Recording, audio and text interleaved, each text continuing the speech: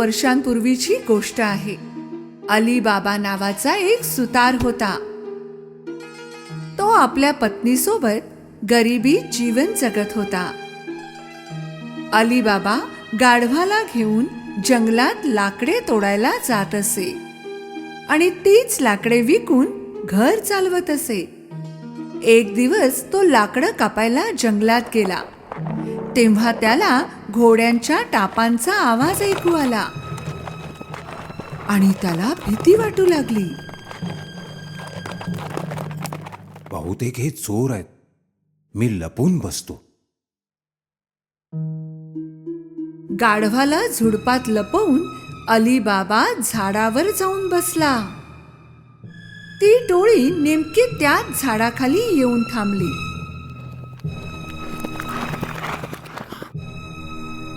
अली बाबाने मोजले तर ते 40 होते. त्या लोकांनी अवजड सामान त्यांच्या घोड्यावरून उतरवलं. अली बाबा समजला की ते चोर आहेत.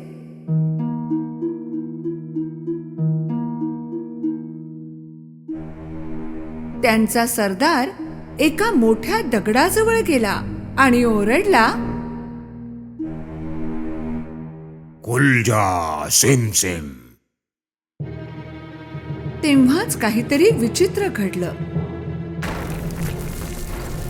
तो मोठा दगड बाजूला झाला एखाद्या दरवाजासारखा आणि समोर होती एक गुहा. सगळे चोर एक एक करून आत गेले त्यांच्या अवजड सामानासह. शेवटचा चोर आत जाताच तो दगड पुन्हा त्याच्या जागी आला. अली बाबाला विश्वास वाटेना, पण थोड्या वेळाने तो दगड पुन्हा हलला.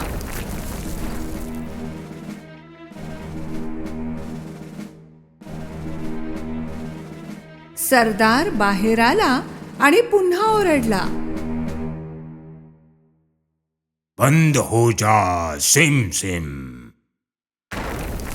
त्या दगडाने पुन्हा रस्ता बंद केला आणि ती टोळी घोड्यावर स्वार होऊन निघून गेली. अली बाबा झाडावरून उतरला आणि थेट त्या दगडापाशी गेला. त्याने तेच शब्द उच्चारले, कुलजा सिम सिम. तो दगड गडगडाट होऊन पुन्हा बाजूला झाला. अली बाबा आत गेला. आतील दृश्य पाहून त्याचे डोळे विस्फारले. सोन्याची नाणी, हिरे, खजिना असाच इतस्तः पसरलेला होता. त्याने 3 पिशव्या भरून सामान घेतलं आणि निघून गेला. बाहेर पुन्हा त्याने तेच म्हटलं जे सरदार बोलला होता, बंद हो जा सिम सिम. त्याने सर्व सामान त्याच्या गाढवावर लादलं आणि घरी गेला. घरी गेल्यावर त्याने त्याच्या बायकोला ते सामान दाखवलं. तिलाही कळेना की अली बाबाने हे सगळं कोठून बरं आणलं. एवढं सोनं कुठे मिळालं? अली बाबाने तिला सगळं सांगितलं. ती ऐकून खुश झाली आणि सामान काढू लागली. चला मोजूया, आपल्याकडे किती नाणी आहेत. नको, एक खड्डा खणून ही लपवून ठेवूया. तू नाणी काढायला जागा तयार कर, मी कासिम कडून नाणी मोजायला भांड घेऊन येते. अली बाबाचा भाऊ कासिम खूप श्रीमंत होता, पण लोभी सुद्धा. त्याने कधीही अली बाबाला मदत केली नाही. म्हणून अली बाबा म्हणाला, या नाण्यांबद्दल कोणालाही काही सांगू नकोस, कोणालाही नाही. त्याची बायको कासिमकडे मापाचं भांड घ्यायला गेली. कासिमला जरा शंका आली म्हणून त्याने विचारलं, तुला कशासाठी हवंय? काय मोजणार आहेस त्याने? अलीबाबाच्या बायकोने काहीतरी खोटं नाटक सांगितलं. कासिमचा तिच्यावर विश्वास बसला नाही. त्याने हळूच भांड्याच्या खालच्या बाजूला मध लावून दिलं त्याच भांड्याने त्यांनी नाणी मोजायला सुरुवात केली आणि मग सगळी नाणी गाडून टाकली.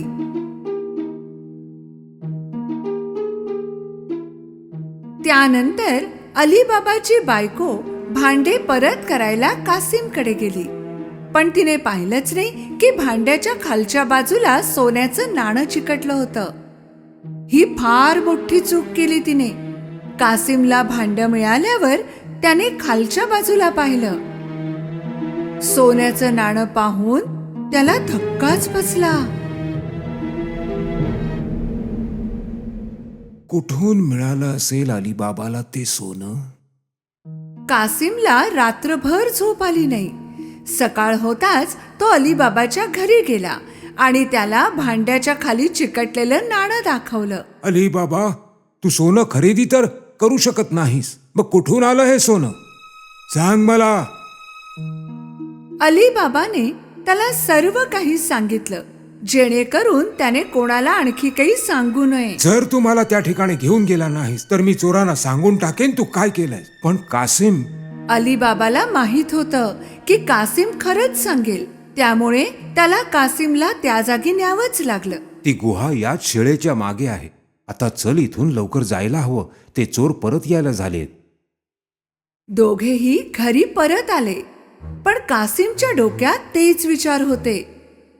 तो लगेच 2 हंडे घेऊन त्या गुहेत पोहोचला. तेथे गेल्यावर त्याने तेच शब्द उच्चारले जे अलीबाबाने सांगितले होते. खोल जा सेम सेम. तो दगड बाजूला झाला आणि दरवाजा उघडला. कासिमचा विश्वास बसेना. आतील दृश्य पाहून त्याला आश्चर्य वाटलं. एवढं सोनं पाहून त्याचं डोकंच फिरलं. घाईघाईत त्याने पोत्यात सोनं भरलं. जेव्हा मावेना तेव्हा तो बाहेर पडू लागला, पण दरवाजा तर बंद झाला होता आणि ते उघडायचे शब्द होते ते त्याला आठवत नव्हते. तो काहीही शब्द बोलू लागला. खुल जा टिम टिम, खुल जा कुमकुम, खुल जा झिमझिम. काहीही बोललं तरी तो दरवाजा काही उघडेना. तो घाबरला, त्याला काही सुचेना. तेवढ्यातच चोर गुहेपाशी आले. त्यांना कासिमची गाढवे पाहून शंका आली आणि त्यांनी आपल्या तलवारी सरसावल्या. खुल जा सेम सेम.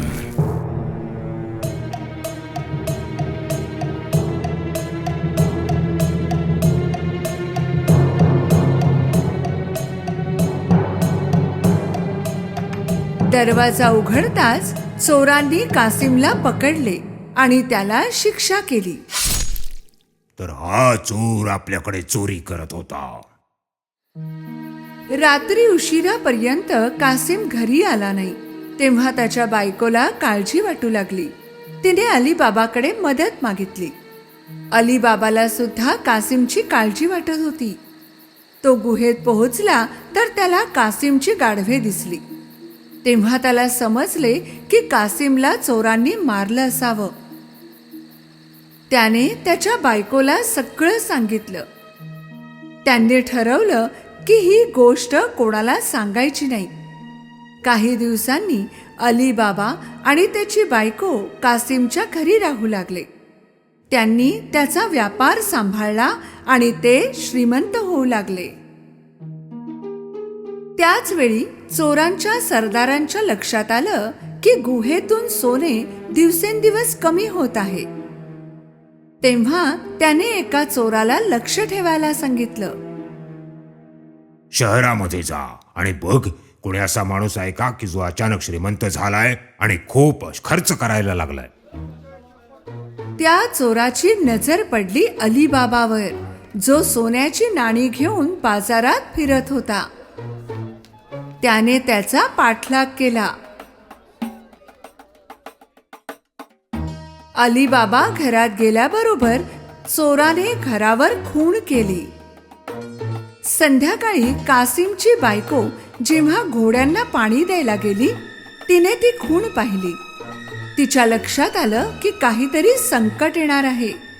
तेव्हा तिने रंग घेऊन जवळपासच्या सगळ्या दरवाजांवर तशीच खूण केली. सकाळ होताच 40 चोरांची टोळी अलीबाबाचं घर शोधू लागली. तेव्हा त्यांना सगळ्या दरवाजांवर तशीच खूण दिसली. निराश होऊन ते परत फिरले. पण त्यांचा सरदार हट्टी होता. त्याने वेषांतर करून त्याचा शोध सुरू केला आणि गुपचूप तो पोहोचला अलीबाबाच्या घरी. दरवाजा वाजवला तर अलीबाबाने उघडला. मी खूप दुरून आलोय. मी तेल विकायला चाललो होतो. असं ऐकलंय की तुम्ही इथले सर्वात श्रीमंत माणूस आहात. तेल खूप चांगलं आहे. तुम्ही घेणार? अलीबाबाने त्याला तेलाचा व्यापारी समजून रात्री जेवणाचे निमंत्रण दिले. तेलाचे 40 पिंप घेऊन तो अलीबाबाच्या घरी पोहोचला. अलीबाबाने त्याचा खूप पाहुणचार केला. रात्री तेथेच थांबायचा सल्ला दिल्यावर सरदार आनंदाने तेथे राहायला तयार झाला. जेव्हा ते दोघे जेवत होते तेव्हा कासिमची बायको तेलाची पिंपे पाहायला गेली आणि तिला काही आवाज ऐकू आले. आपण निघूया का बाहेर? नको नको. तेव्हा तिला कळलं की यात तेल नाही, चोर लपले आहेत. ती स्वयंपाकघरात गेली आणि तिने खूप तेल गरम केलं आणि प्रत्येक पिंपात गरम तेल टाकलं. आत बसलेल्या चोरांची स्थिती बिघडली, पण ते काहीच करू शकले नाही.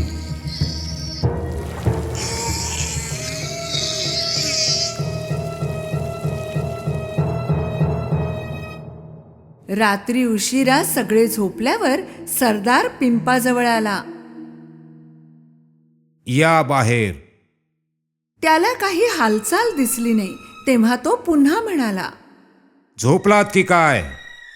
त्याने पुन्हा हाक मारली, पण उत्तर आलं नाही. म्हणून त्याने एक पिंप उघडून पाहिलं. त्याने जे पाहिलं त्यामुळे तो उदास झाला. तोही पकडला जाऊ नये या भीतीने तो पळाला आणि परत कधीच तेथे आला नाही. दुसऱ्या दिवशी कासिमच्या बायकोने अलीबाबाला ही घटना सांगितली. आता ते कोणत्याही दडपणाशिवाय एकत्र आनंदाने जीवन जगू लागले.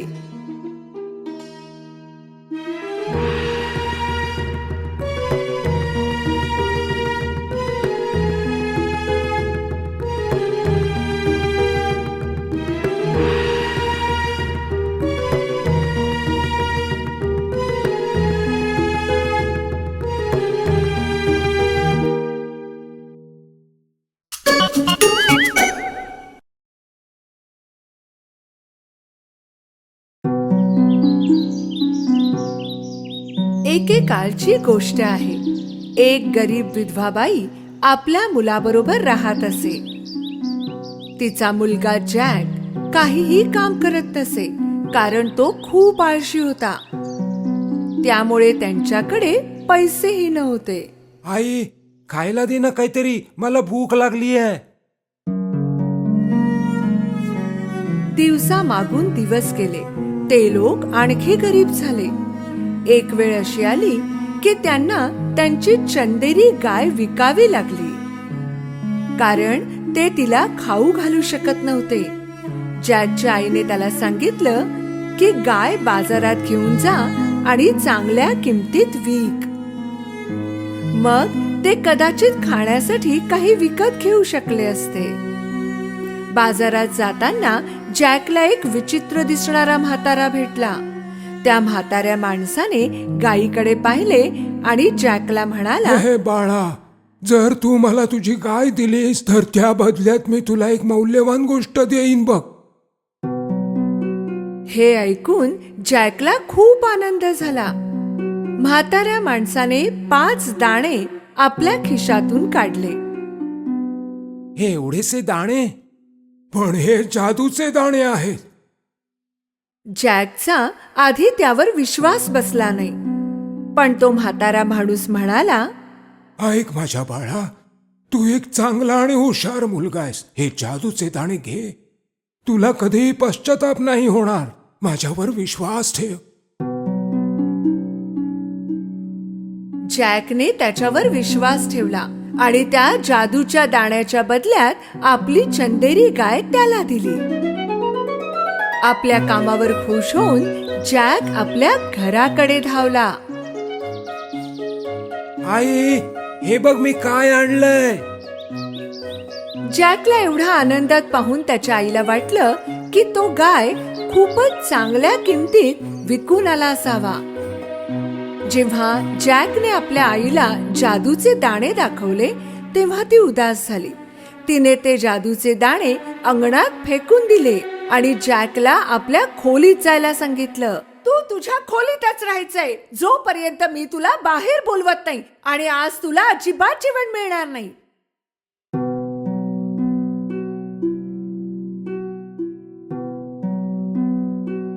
सकाळी जॅकने आपल्या खिडकी बाहेर डोकावलं तेव्हा तो चकित झाला. त्यांच्या खोलीच्या खिडकीतून त्याने पाहिलं की एक रोपटं खूप वेगाने वाढत होतं.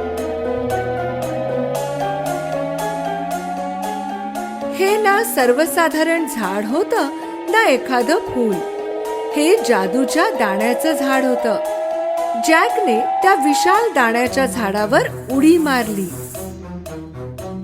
त्याच्या वेड्या वाकड्या पानांवर शिडीप्रमाणे चढू लागला.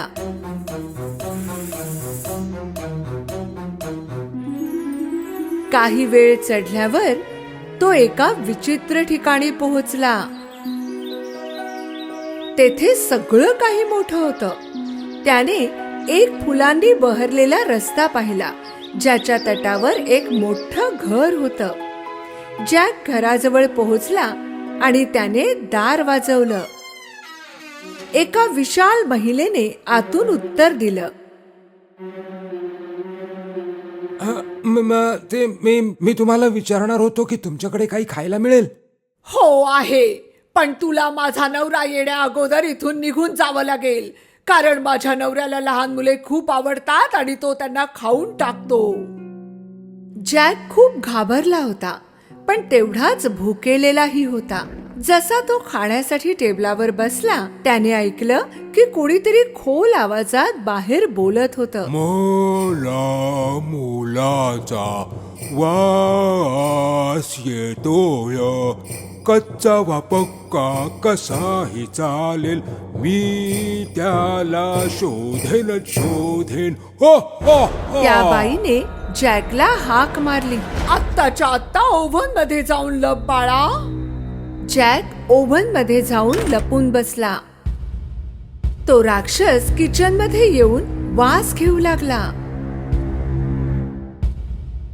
मला मुलाचा वास येतोय. तुम्ही हे काय बोलताय? तुम्हाला त्या मांसाचा वास येत असेल जे मी काल मांजरीला खाऊ घातलं होतं. जेवण झाल्यानंतर तो राक्षस आपलं सोनं मोजू लागला.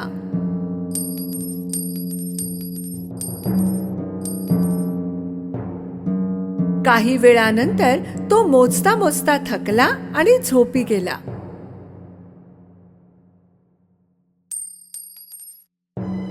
जॅक ओव्हन मधून बाहेर आला आणि त्याने सोन्याची बॅग उचलली. त्याने ती बॅग दाण्याच्या झाडाखाली फेकली आणि तो झाडावरून खाली उतरू लागला.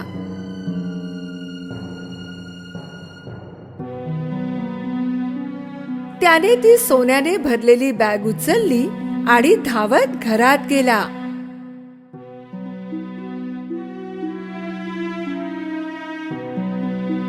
जॅकची आई सोने पाहून खूप खुश झाली.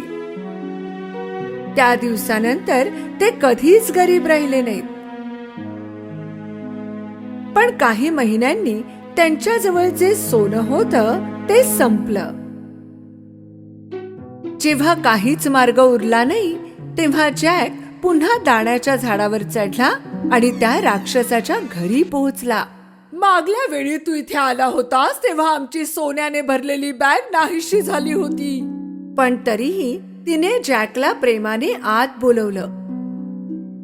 थोड्या वेळाने राक्षस घरी आला. मला मुलाचा वास येतोय. कच्चा वा पक्का कसाही चालेल, मी त्याला शोधेन. राक्षसाचा आवाज ऐकताच जॅक अवन मध्ये जाऊन लपला.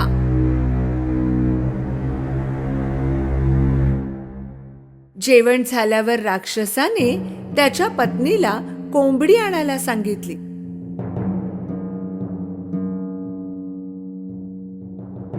जेव्हा पत्नीने कोंबडी आणली तेव्हा त्याने कोंबडीला अंडे देण्यास सांगितलं. जॅकला हे पाहून आश्चर्य वाटलं की त्या कोंबडीने सोन्याचं अंड दिलं. आणि जेव्हा राक्षस झोपला, जॅक अवन मधून बाहेर आला आणि त्याने कोंबडीला उचललं आणि खालच्या बाजूला पळाला. सोन्याच्या अंड्यांमुळे जॅक आणि त्याची आई पुन्हा श्रीमंत झाले होते. पण काही दिवसांनी जॅकने पुन्हा एकदा आपलं नशीब आजमावायचं ठरवलं आणि तो दाण्याच्या झाडावर चढला. त्यावेळी राक्षसाच्या घरात हळूच घुसला, त्याच्या पत्नीपासून लपून छपून, आणि मोठ्या तांब्याच्या भांड्यात जाऊन लपला. थोड्या वेळाने राक्षस तेथे आला. मला मुलाचा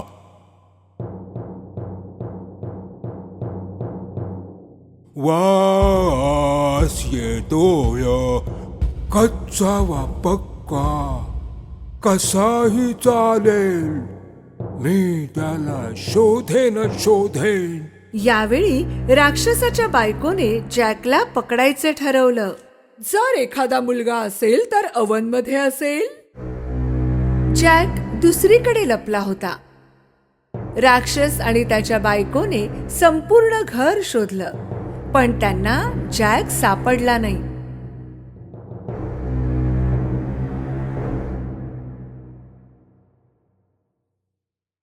जेवल्यावर राक्षसाने सोन्याची विणा टेबलावर ठेवली आणि तिला वाजण्याचा आदेश दिला.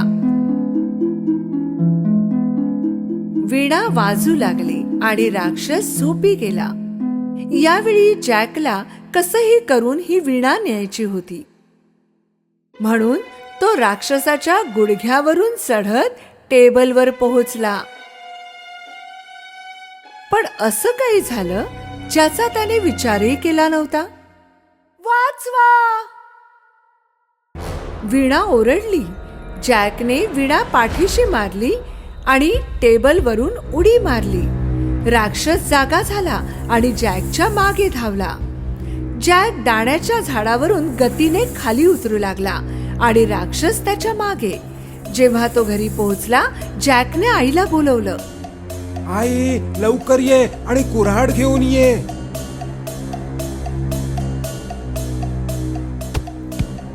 त्यांनी दाण्याचं झाड कापायला सुरुवात केली.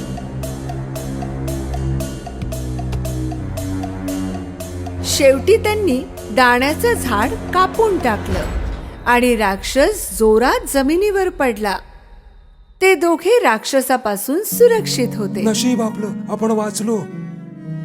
ते दोघे सुरक्षित होते, पण जॅकला आपल्या वागण्यावर खूप पश्चाताप होत होता. तो आज लोभी वृत्तीमुळे जीव गमावून बसला असता. त्याने त्याच्या आईला वचन दिलं की तो कधीही चोरी करणार नाही आणि तो उद्यापासून खूप कष्ट करणार आहे. त्या दिवसानंतर जॅक आणि त्याची आई कधीही गरीब राहिले नाहीत.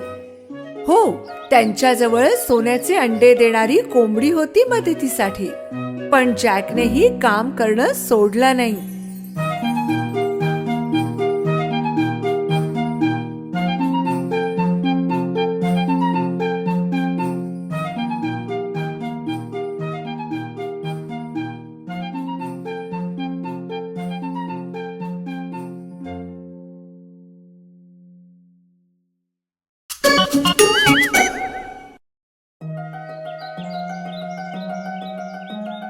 खूप वर्षांपूर्वी खूप दूरवर एल्व्सच्या जमिनीवर 3 एल्व्स राहत होते. हे एल्व्स चांगल्या मनाचे संत बनायला तयार होते आणि आता निघाले होते माणसांच्या जगाच्या सफरीवर.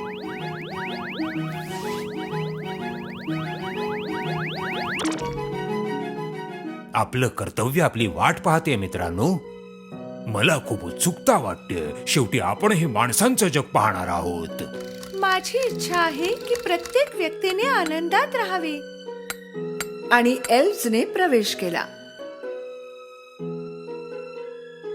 एका जुन्या घरात एक म्हातारा माणूस आणि त्याची पत्नी राहत असे. म्हाताऱ्या माणसाने त्याच्या घरातील कार्यशाळेत बूट बनवून आपला चरितार्थ चालवला होता आणि कधी कधी त्याने जुने बूटही दुरुस्त केले होते. कमावलेल्या पैशातून नवीन बूट तयार करण्यासाठी नवीन चामडेही घेऊन आले होते. एक दिवस त्याने कमावलेल्या पैशातून चामडे विकत घेतले आणि तो घरी आला. त्याने जे चामडे विकत घेतले होते ते बुटांचा एक जोड बनवण्यासाठी पुरेसे होते. त्याने चामड्याचे तुकडे टेबलवर ठेवले आणि कार्यशाळा बंद केली आणि त्याच्या खोलीत गेला.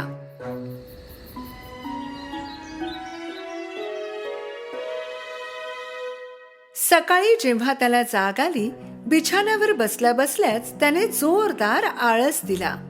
त्याने बुटांच्या विविध प्रकारांचा विचार केला जो आज अंमलात आणणार होता आणि नेहमीप्रमाणे त्याने नाश्ता केला जो त्याच्या पत्नीने बनवला होता. प्रिये, तुझे खूप खूप धन्यवाद. मला आता कामावर निघायला हवं. आज मी बुटांचा एक सुंदर जोड बनवणार आहे. काल रात्री तुम्ही बुटांचा एक जोड बनवला.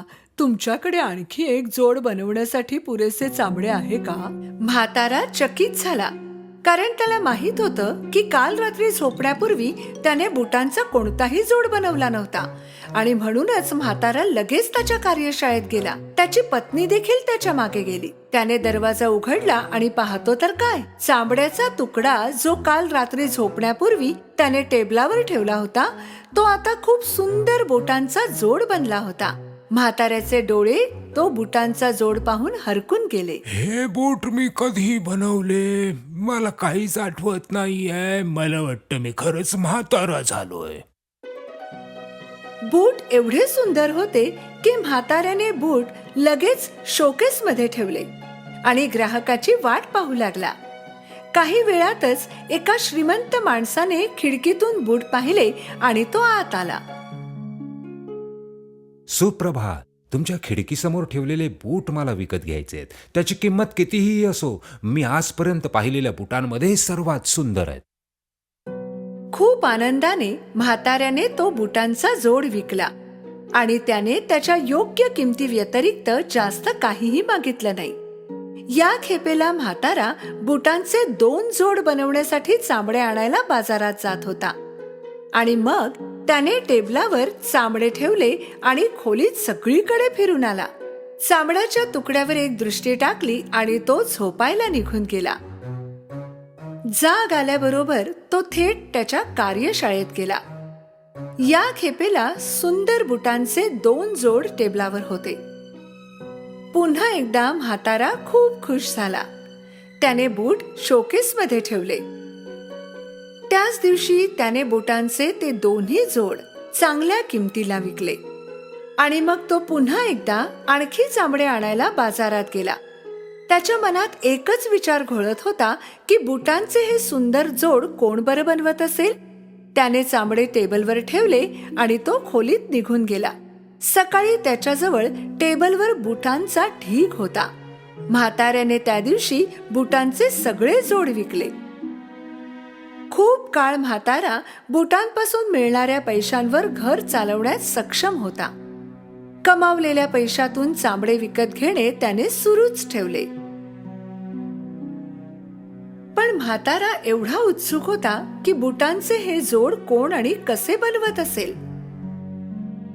एका रात्री त्याने त्याच्या कार्यशाळेच्या कोठारात लपून बसण्याचा निर्णय घेतला आणि बूट कोण बनवत आहे याचा शोध लावला. आज रात्री मी बूट बनवणाऱ्यांना शोधून काढेनच काढेन. मध्यरात्रीच्या वेळी कार्यशाळेची खिडकी उघडली गेली आणि एल्फ्सने प्रवेश केला. एल्फ्सपैकी एकाने चुकून फुलदाणीवर उडी मारली. आवाज ऐकून म्हाताऱ्या माणसाने आपल्या जागेवरून बाहेर उडी मारली. जरा सावध राहा, नाहीतर ते जागे होतील. जेव्हा म्हाताऱ्या माणसाने दरवाजा ढकलला आणि हळूच बाहेर आला तेव्हा त्याच्या डोळ्यांवर विश्वासच बसला नाही. त्याने त्याचे डोळे चोळले आणि पुन्हा पाहिले. त्याने पाहिलं की टेबलवर 3 एल्फ्स होते. ते नृत्य आणि काम एकाच वेळी करत होते. त्यांच्यापैकी एकाने चामडे कापले, एक शिवत होता आणि दुसरा ते चिकटवत होता. मग त्यांनी लेस बांधली आणि बूट पॉलिश केले.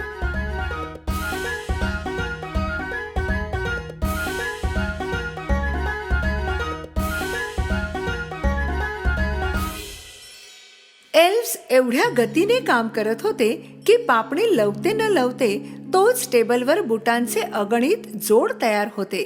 ते सगळे सुंदर आहे. चला, कोणी उठण्यापूर्वी इथून निघूया. जसे आले होते तसेच एल्फ्स निघून गेले, हसत खेळत नृत्य करत. म्हातारा त्याच्या लपण्याच्या जागेवरून बाहेर आला. तो आपल्या पत्नीकडे धावतच गेला आणि जे काही झाले होते ते तिला सांगितले. स्वाभाविकच त्याच्या पत्नीला या सगळ्यांवर विश्वासच बसला नाही. पण जेव्हा तिने बुटांचे अगणित जोड पाहिले तिला माहित होते की तिचा नवरा एका रात्रीत एवढे बुटांचे जोड तयार करू शकत नाही.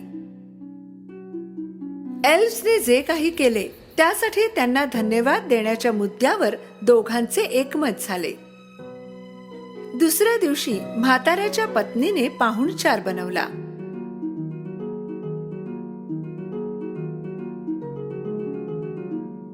मध्यरात्री जेव्हा एल्फ्स कार्यशाळेत पोहोचले त्यांना टेबलवर विविध पदार्थ दिसले.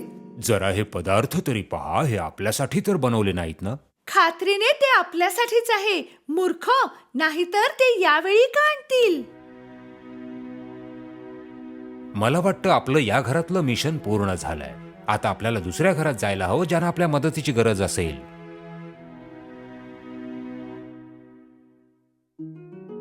म्हातारा आणि त्याच्या पत्नीला जाग आली आणि ते कार्यशाळेत गेले.